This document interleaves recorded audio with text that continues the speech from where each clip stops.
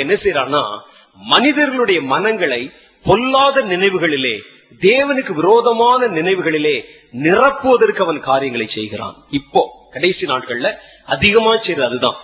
அதற்கு அவன் எடுத்துக்கொள்ளுகிற பயன்படுத்தக்கூடிய காரியங்கள் என்னன்னு பாத்தீங்கன்னா, ஒண்ணு, நிறைய இன்னைக்கு ஹைடெக் டெக்னாலஜி முழுசையும் அவன் நம்முடைய நினைவுகளை பாதிப்பதற்கு தான் அதிகமாக எடுத்து பயன்படுத்துகிறான்.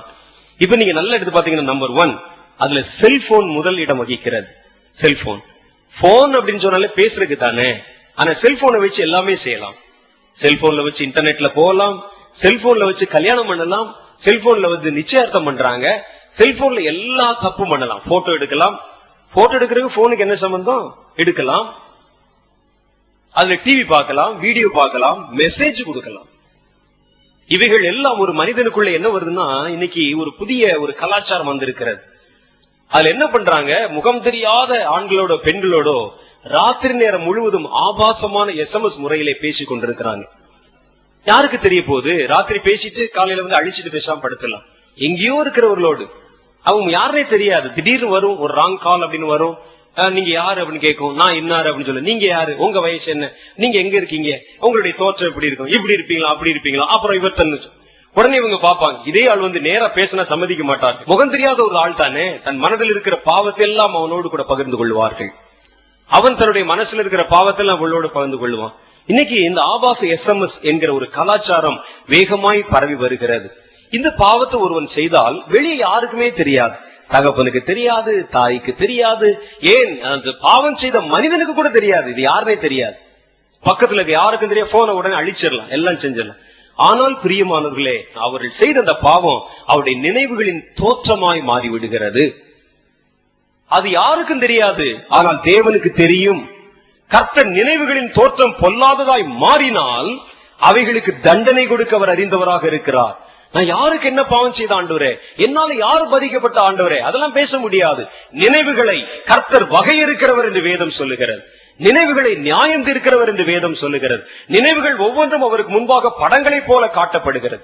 ஆகவே சாத்தான் இன்னைக்கு துணிகரமான பாவத்திலே ஜனங்களை கொண்டு விடுவதற்கு, வாலிப பிள்ளைகள், வாலிப பையங்க, வயசானவங்க, பெரியவங்க எல்லாரும் இந்த பாவத்திலே விளைவிப்பதற்கு, இன்னைக்கு மனப்பூர்வமாய் பாவம் செய்வதற்கு, வெளியே தெரியாம பாவம் செய்வதற்கு வாசல்களை திறந்து வைத்திருக்கிறான். கவனம். ஏனென்றால் மனிதனின் இருதயத்தின் நினைவுகள் பொல்லாததாய் மாறினாலும் அவன் அழிவுக்கு, கர்த்தருடைய இலக்குக்கு முன்னால் நின்றான். டார்கெட்டுக்கு முன்னால் நின்றான். கரெக்டா கர்த்தருடைய குறிக்கு முன்னால் நின்றான். அதைத்தான் வேதம் சாத்தானுக்கு அதான் வேணும். உங்களை நகர்த்தி நகர்த்தி கர்த்தருடைய கோபாக்கினின் குறிக்கு முன்னால கூட நிறுத்திவிட வேண்டும். ரெண்டாவது இன்டர்நெட். இந்த போன்ல என்னென்ன பண்றாங்களோ இதே மாதிரி இன்டர்நெட்ல சாட்டிங், ராத்திரில பாத்தீங்கன்னா பேசுவது. யாராவது முகம் தெரியாத, அவன் அமெரிக்கால இருப்பான், ஜப்பான்ல இருப்பான், யாராவது முகம் தெரியாதவர்களோட பேசுவது. உங்க பேர் என்னங்க, நீங்க எந்த ஊர்ல இருக்கீங்க, நீங்க எப்படி இருப்பீங்க, என்ன ஏதுன்னு பேசி அப்படியே பழக்கம் வைத்துக் கொள்வது. அதன் மூலமாகவே தங்களுடைய இச்சையெல்லாம் அதில் நிறைவேற்றிக் கொள்வது. படம் பார்க்கிறது, அதுல முகத்தை பார்த்து பேசுறது, இப்படி நிறைய காரியங்களை வைத்திருக்கிறாங்க. அதுல ஆபாசமான வெப்சைட்ஸ் நிறைய இருக்குது. அதுல 24 மணி நேரம் காலத்தை கழித்துக் கொண்டிருக்கிறார்கள். அவருடைய பார்வை முழுவதும் அதுதான் இருக்குது. இன்னும் சில கொடுமைகள் நம்முடைய நாட்டுல நடந்து கொண்டிருக்கிறது. பிள்ளைகள் என்ன செய்வாங்கன்னா, வீட்டுல இன்டர்நெட் கனெக்ஷன் வாங்கிட்டு உள்ள அதை சொல்லுவாங்க, அம்மா நான் ப்ராஜெக்ட் பண்ணிட்டு இருக்கிறேன், என்னை ஒன்னும் தொந்தரவு பண்ணிடாதமான்னு சொல்லி வீட்டுக்குள்ள தன் கதவை அடைத்துக் கொண்டு அவர்கள் இன்டர்நெட்ல உள்ள போய் அசிங்கமான படங்களை பார்த்துட்டு இருப்பாங்க. இந்த அம்மா வெளியே அவனுக்கு காபி போட்டு விட்டு இருக்கும். அவன் பிள்ளை ராத்திரி எல்லாம் கண்ணை முழிச்சு படிக்கிறான் அப்படின்னு பிளாஸ்க்ல கொண்டாந்து காபி போட்டு வச்சா இவன் காபியை குடிச்சு தூக்கம் வராம பார்த்து கொண்டிருப்பான். அவன் நினைக்கிறான், இது தாய்க்கு தெரியுமா, இது தகப்பனுக்கு தெரியுமா, இதனால யாருக்காவது பாதிப்பு இருக்குதா, நான் சும்மா நினைக்கிறேன், நான் சும்மா பார்க்கிறேன், அவ்வளவுதானே. ஒரு ஸ்திரீயை பார்த்தால் தானே பாவம்னு கர்த்தர் சொல்லி இருக்கிறார். கேட்பான் கேள்வி, ஒரு ஸ்திரீயை இச்சையோடு பார்த்தா தானே. ஒரு படத்தை பார்த்தாலுமா பாவம்? ஒரு படம் தானே பாக்குறேன் நான், ஒரு படத்தை பார்த்தா பாவமா, இச்சையோடு பார்த்தா பாவமா? வேதம் சொல்லுகிறது, இருதயத்தின் நினைவு பொல்லாததாய் மாறினால் அது பாவம். ஆகவே உங்கள் நினைவுகளை குறித்து கவனமா இருக்கணும், எண்ணத்தை குறித்து கவனமா இருக்கணும். எண்ணத்தை சும்மா மாடு மாதிரி மேய விடக்கூடாது. அப்படியே சுத்திட்டு அப்படியே போயிட்டு, சில ஆளுக்கு அப்படி உட்கார்ந்து அப்படி உட்கார்ந்துட்டே இருப்பான். உழுகுறேன், எங்க இருக்கிறேன், இப்படி போயிடுவார். அப்படியே போயிட்டு அப்படி நினைச்சுக்கிட்டே இருப்பான். இருதயத்தின் நினைவு தானே. சிலருக்கு அது சுகமா இருக்கும். அப்படியே அப்படி ஒரு வேலையும் செய்யக்கூடாது, எல்லா வேலையும் இருக்கணும். அப்படியே காலையில என்ன செய்யும், கல காப்பியை குடிச்சிட்டு ஒரு நல்ல ஒரு டிஃபனை சாப்பிட்டு அப்படியே படுத்து அப்படியே கிடக்கணும். பாருங்களேன், நம்ம வாலிப பிள்ளைகள் பல பேரு, வாலிப தம்பிமார் அதுல குறிப்பா சோம்பேறித்தனம் அப்படி படுத்துட்டே இருக்கிறத ஒரு பொழுதுபோக்காய் செய்து கொண்டே இருக்கிறார்கள். ஏன் அப்படி? அது எப்படி படுக்க முடியும்? எனக்கு ரொம்ப ஆச்சரியமா இருக்கும். எனக்கு தெரிஞ்ச ஒரு தம்பி, அவனுடைய வாழ்க்கை, அவனுடைய ஷெட்யூல் சொல்றேன் பாருங்க. காலையில 7 மணிக்கு தான் எந்திரிப்பான். எந்திரிச்சு அப்படியே காலையில அப்படியே வந்து நின்னு பல்ல கூட விளக்காம ஒரு காப்பியை குடிப்பான். குடிச்சிட்டு அப்புறம் போய் குளிச்சுட்டு ஒரு சாப்பாடு, காலைல டிஃபன் சாப்பிட்டுட்டு போர்வை எடுத்து விரிச்சு படுக்கிறவன் தான் மத்தியானம் 2 மணி 1:30 மணிக்கு தான் எந்திரிப்பான். எந்திரிச்சிட்டு மறுபடியும் கொஞ்ச நேரம் அப்படியே உட்கார்ந்துருப்பான். அப்படியே கால் நீட்டி உட்கார்ந்துகிட்டே இருப்பான். அதுக்கப்புறம் என்ன செய்வான்? மத்தியானம் ஒரு சாப்பாடு சாப்பிட்டு மறுபடியும் படுத்துருவான். படுத்து அப்படியே படுத்துக்கிட்டே இருப்பான். அதற்கு பிறகு சாயந்தரம் எந்திரிச்சு ஒரு 7-6 மணிக்கு எந்திரிச்சு நல்லா குளிச்சுட்டு முகத்துல 1 இன்ச்சுக்கு பவுடர் அடிச்சுட்டு வெளியே சுத்த போறவர் தான் 9:30 மணிக்கு வீட்டுக்கு வருவார். 9:30 மணி 10 மணிக்கு வருவார். 10 மணிக்கு வந்தோடனே சாப்பாடு தயாரா இருக்கணும். சாப்பாடு சாப்பிட்டு முடிச்சு மறுபடியும் படுத்துருவார். எனக்கு அவனை பார்க்கும் பொழுதெல்லாம் ஒரு ஆச்சரியமா இருக்கும். எப்படி இவனால இவ்வளவு நேரம் தூங்க முடியுதுன்னு நினைப்பேன். எப்படி தூங்க முடியுது? எனக்கு ஒரு குறிப்பிட்ட நேரத்துக்கு மேல தூங்குனா உடம்பெல்லாம் வலிக்கும். மேலெல்லாம் வலிக்கும். எனக்கு என்னுடைய தூக்கத்தின் அளவு என்பது மேக்சிமம் 3/4 மணி நேரம் தான். 3/4 மணி நேரத்துக்கு மேல நான் தூங்க மாட்டேன். 3/4 மணி நேரம் தூங்குவேன், டக்குன்னு எந்திரிச்சிருவேன் மறுபடியும்.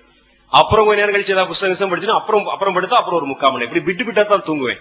எனக்கு நான் கண்டினியூஸா தூங்கி ரொம்ப நாள் ஆச்சு. நான் தூங்குவது இல்லை, எனக்கு தூக்கம் வராது. அப்படி அந்த தூங்குறவங்களை பார்த்து எனக்கு ரொம்ப ஆச்சரியமா இருக்கும். தூங்க வேண்டியதான். ஒரு மனிதன், ஆரோக்கியமான மனிதன் ஒரு 8 மணி நேரம் தூங்கலாம் அப்படின்னு சொல்றாங்க. இன்னும் கொஞ்சம் குழந்தைகளா இருந்தா ஒரு 10 மணி நேரம் தூங்கலாம்னு சொல்றாங்க. இது பொழுதன்னைக்கு தூங்குறதே வேலையா? அது எப்படி ஒரு மனிதனுக்கு அப்படி தூங்கினால் தூக்கம் வருதுன்னா அது தூக்கம் அல்ல. அப்படியே படுத்து அப்படியே என்ன செய்யறதுன்னா அப்படியே யோசிச்சுட்டே இருக்கிறது, எதையாவது கற்பனை உலகில் சஞ்சரித்துக் கொண்டே இருப்பது. இப்படி படுக்கிற சோம்பேறினுடைய இருதயம் சாத்தானுடைய உலைக்களம் என்று சொல்லி ஆங்கிலத்திலே பழமொழி சொல்லுவாங்க. சாத்தானுடைய ஒர்க் ஷாப் எதுவா? சோம்பேறினுடைய இருதயம். எவன் சோம்பல் அப்படி கண்ணத்துல கை வச்சு அப்படி உட்கார்ந்துட்டே இருப்பான். ஒரு வேலையும் செய்யாமல் உட்கார்ந்து இருந்தா அந்த நினைவுகள் துருப்பிடிச்சு போயிடும், அப்படி மாசு பிடிச்சு போயிடும். அந்த நினைவுகளுக்குள்ளே பொல்லாத கிரிகள் உள்ளே வர ஆரம்பிச்சிடும். நம்ம நினைக்கிற நினைவு தானே, இதனால யாருக்கு என்ன பாதிப்பு இருக்கிறது? என் சரீரத்துக்கு என்ன பாதிப்பு இருக்கு? யாருக்கு என்ன பாதிப்பு இருக்கு? நானா நினைக்கிறேன் அது இது இப்படி இப்படி இப்படி இப்படி இருக்குன்னு சொல்லி நானா யோசிக்கிறேன் என்று நீங்கள் நினைக்கிறீர்கள். ஆனால் வேதம் சொல்லுகிறது, நினைவுகளின் தோற்றம் பிழையாய் போனால் கர்த்தருடைய விசனம் அந்த மனிதன் மேல் வரும். சோம்பி படித்திருக்கிறவன் மேல வரும். கதவின் முனையிலே, அந்த கீழின் முனையிலே கதவு ஆடுவதை போல சோம்பேறித்தனுடைய படுக்கையிலே ஆடிக்கொண்டிருக்கிறான் என்று வேத புஸ்தகத்தில் எழுதியிருக்கு. சில ஆளுக்கு எந்திரிச்சிட்டு என்ன செய்வான்? அப்படி படுக்கையில புரண்டு படுத்துட்டே இருப்பானா. எப்பொழுதுமே ஒரு காரியத்தை நீங்கள் கற்றுக்கொள்ளுங்கள். உங்களுக்கு முழிப்பு வந்துருச்சுன்னா அதுக்கு மேல படுக்கையில படுக்காதீங்க. அதுக்கு மேல படுக்கிற நேரத்துலதான் நீங்கள் பாவம் செய்வீர்கள். வேணுமானா நீங்க நல்லா குறிச்சு வச்சு பாருங்க. நீங்க முழிப்பு வந்த பிறகு கட்டில் அப்படியே ஆடிட்டே படுத்துக்கிட்டு இருக்கீங்க பாருங்க, அந்த நேரத்துலதான் பாவம் செய்வாங்க. பாவமான நினைவுகள் வரும் மனசுக்குள்ள.